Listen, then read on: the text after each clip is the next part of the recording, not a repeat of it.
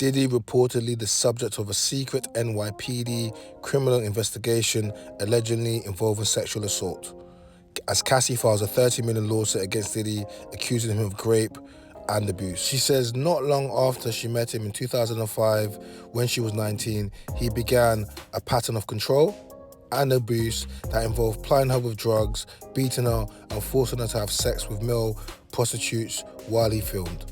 So that's the story that's going viral now. It's been posted on the Shade Room, and it was initially, the story was broken on TMZ.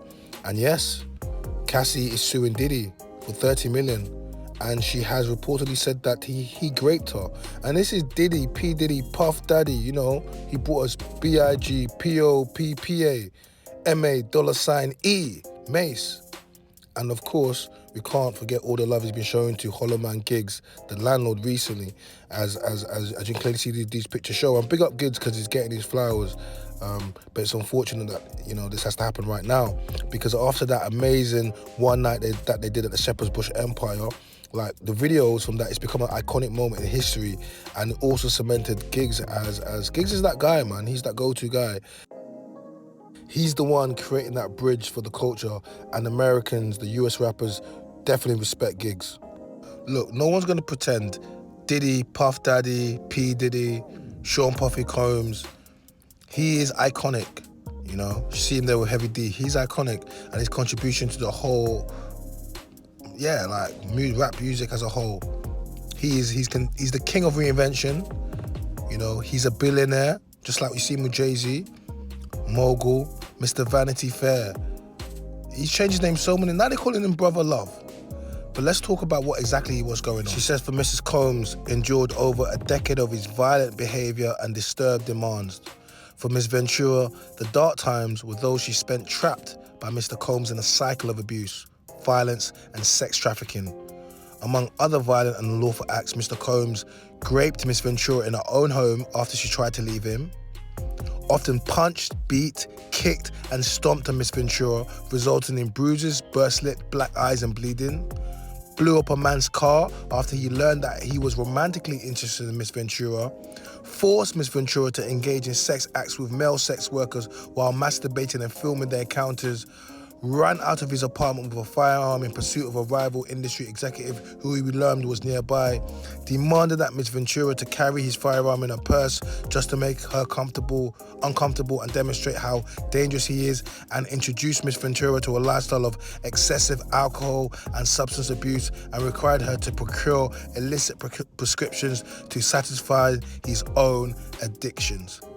Damn, Puff. In one incident described in the court papers, Cassie says that in early 2012, Diddy grew so angry about her dating Kid Cudi that he said he would blow up the rapper's car. And around that time, the suit says Kid Cudi's car exploded in his driveway. Through a spokesman, Kid Cudi confirms Cassie's account. This is all true, he said. Wow. So what are you telling me?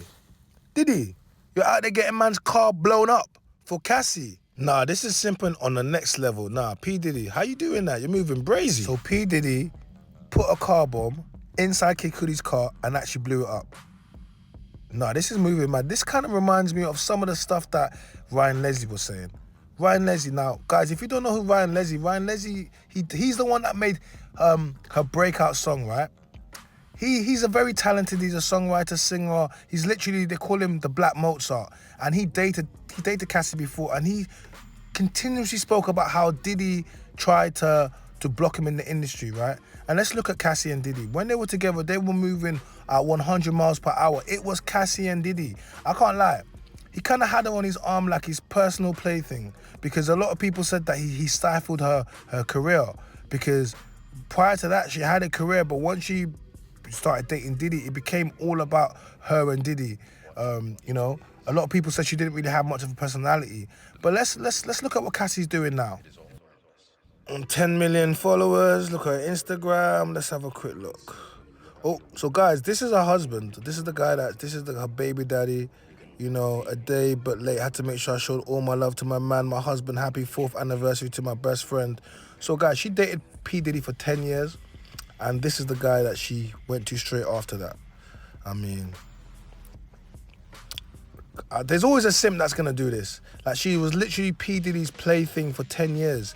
He had her on his arm, like, you know, for 10 years, wasted the best years of her life, never got engaged to her. And there's always a guy that's going to clean it up to play the happy families. I'm sorry, man, it tends to be these white guys. Don't let these women go out there and get D down by the man them, and then out there one of the white boys are going to come and clean up the mess, man. I think it's quite disrespectful to you, man, there. Cause I know a lot of men will be like, nope, I'm not doing that. She's not going to be P. Diddy's little concubine outside and then, no, Cassie, you won't be doing that. But this guy has done that, and he's done what a lot of simps do. They allow a woman to basically be someone's plaything, to have her best years with one of the most high-profile rappers, entrepreneurs, moguls. He's a multi-billionaire, P. Diddy. I am being shown November of 2023. So her death date was November 15th of 2018. So this psychic channeled King Porter's Diddy's baby mama energy after she died, and this was an old school video. Now it's basically resurfaced, right? And essentially it's her saying that P. Diddy's going to be exposed for something. Nobody knew what he was going to be exposed for, but she's basically saying that's what's going to happen. And this was 5 months ago. So watch the rest of the video. But I'm being shown November of 2023. I don't think we're done with this. I feel she's shaking her head yes. Before she stare at me, then she wait, and now she's shaking her head yes. I am being shown that things are being prepared. She is showing me a trumpet. People are standing straight up. And there are people going to speak, not just about what happened to her, about other things. Something is unraveling. She got that right, as Diddy's currently been linked to Tupac's death. Although the rapper had previously denied his involvement in Shakur's death, a former LAPD investigation dug out a confession from a gang member, and that gang member was Keefy D. Female rapper Azalea Banks has hit to her Instagram stories and put this up.